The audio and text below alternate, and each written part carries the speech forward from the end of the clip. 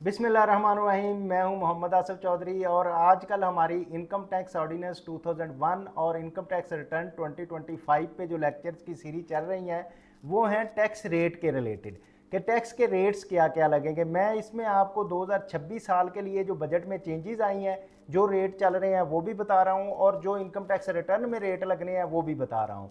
तो उसके लिए हम पहुँच आए हैं डिवीजन 4 पे, rate of tax on certain payments. कि आपने कुछ पेमेंट्स करनी है तो उनमें टैक्स के रेट क्या होंगे।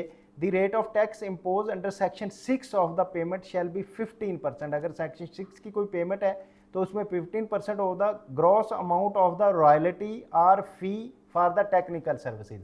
टेक्निकल सर्विसेज की जो रॉयल्टी है या फ़ी है उसमें जो ग्रॉस पेमेंट होगी उसका 15% जो टैक्स है का रेट है। Or the fee of offshore digital services की अगर है and 10% in any other case. तो अगर सर्टन पेमेंट है रॉयल्टी के रिलेटेड है या टेक्निकल फ़ी के रिलेटेड है तो उसका 15% है, या दूसरी है तो उस पर 10% है। इसी तरह हमारे पास डिवीजन 4A है, rate of tax on the payment of digital transaction in e commerce platform. आपको पता है कि इस बजट में 25-26 में ई कॉमर्स को नेट में लाने की बड़ी कोशिश की गई है, जिसमें सेल्स टैक्स में भी और इनकम टैक्स में भी दोनों लॉज जो हैं उसके ई कॉमर्स के रिलेटेड ये बनाए गए हैं। ये नया लॉ है कि इसमें अगर ई कॉमर्स की अगर कोई ट्रांजैक्शंस हो रही हैं तो उन पे टैक्स के रेट क्या होंगे।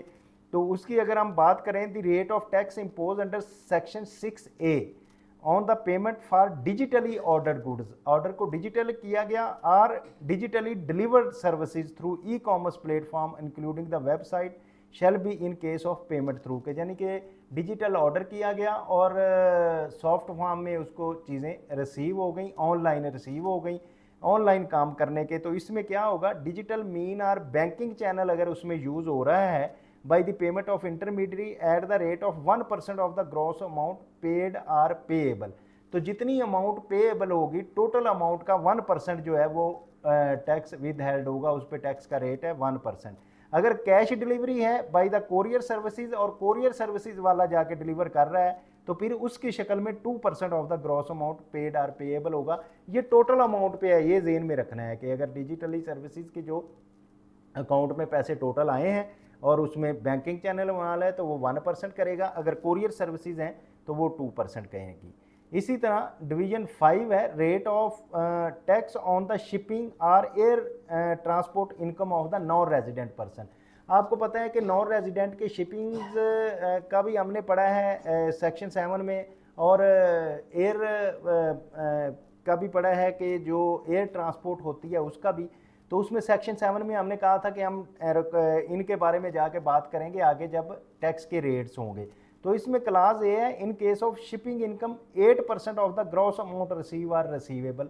तो शिपिंग की टोटल जितनी अमाउंट उसने रिसीव होगी, शिपिंग कंपनी ने की होगी, उसका 8% है। और in case of air transport income 3% of the gross amount receive or receivable. तो जितनी अमाउंट उसने रिसीव की है या रिसीवेबल है उसका 3% होगा अगर इसकी है। तो अगर हम बात करें अब प्रॉपर्टी की, income from property the rate of tax paid under section 15 in case of individual association of person shall be as follow. कि अगर तो वेयर द ग्रॉस अमाउंट जो है ये हम देखते हैं किस साल में आया था, ये है सेक्शन 22(2) और ये 2013 का था। और इसके बाद इसमें जो चेंज है 2009 और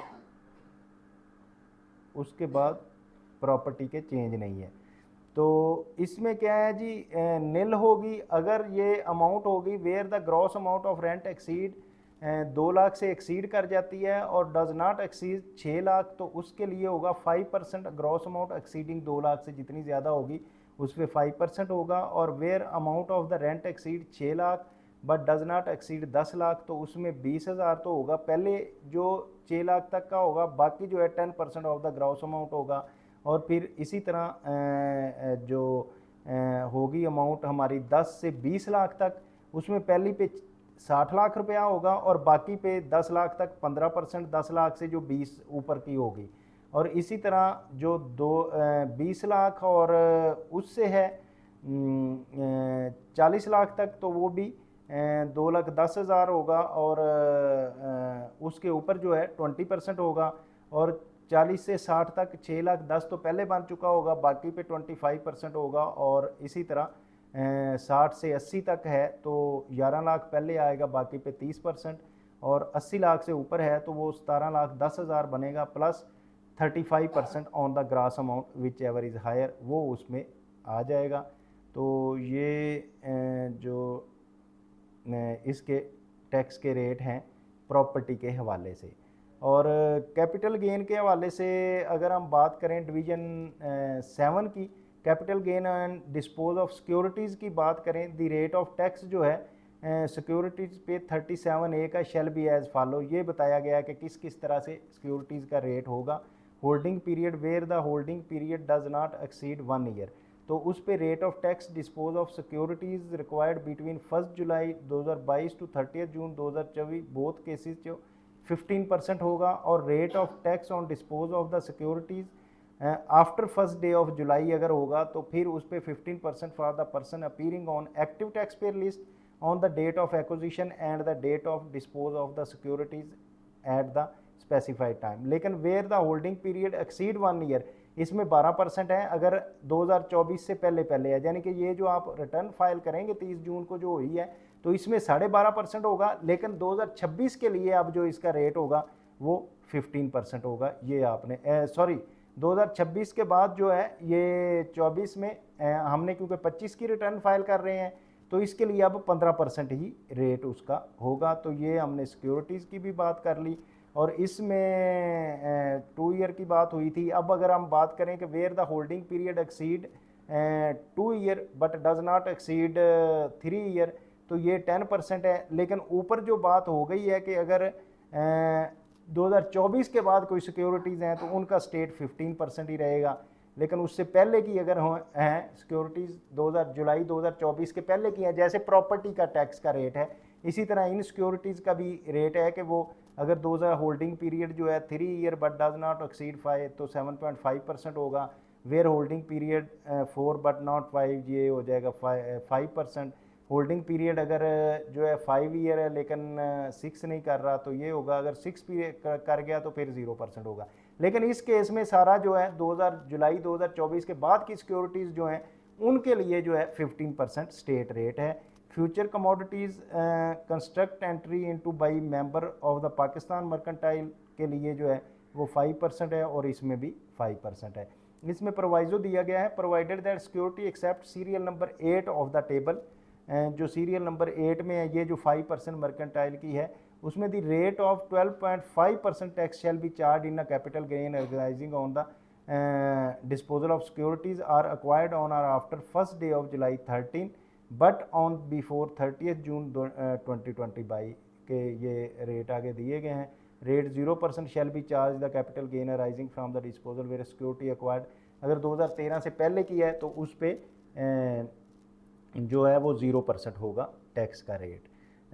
इसी तरह जो है provided that where the companies in respect of debt securities shall are specified in division 2 of the part 1 of the first schedule में है तो उसके भी provided also that the mutual fund or the collective investment scheme और REICT scheme shall deduct capital gain tax on and specified below redemption of the securities पे जो होगी तो उनके लिए दिया गया है कि इंडिविजुअल एंड एसोसिएशन पर्सन के लिए 15% of the stock fund, 15% of the other fund. Company के लिए 15% ऑफ द स्टॉक फंड लेकिन 25% फॉर द अदर फंड जो है ये सिक्योरिटीज़ के टैक्स का रेट है। Provided also that in case of secured fund is divided receipt of the fund less than the capital gain the rate of tax deduction shall be 15%।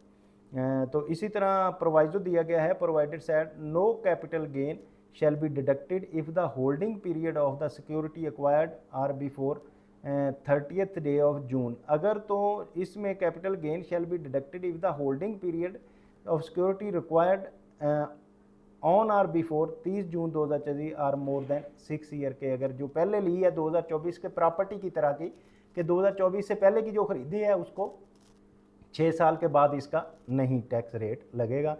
तो इसकी explanation दी गई है। For removal of doubt it is clarified that the provision of this proviso shall be applicable only in case of mutual fund or the collective investment scheme RICT scheme ये है। तो इसके बाद आ जाएगा हमारे पास डिवीज़न 8, लेकिन ये लेक्चर लंबा हो जाएगा। अभी हम बात करते हैं यहाँ तक। उम्मीद है कि आप इसको समझ गए होंगे और दूसरों को समझाने के लिए लाइक, शेयर और सब्सक्राइब करेंगे। तो अगर फिर भी कोई प्रॉब्लम आए तो आप मुझसे कंसल्ट कर सकते हैं। ये जो मैं रेट्स बता रहा हूँ आपको, ला के पढ़ के ला के मुताबिक के रेट बता रहा हूँ। उम्मीद आप इसको अच्छी तरह समझ गए होंगे। Thank you very much, have a nice day.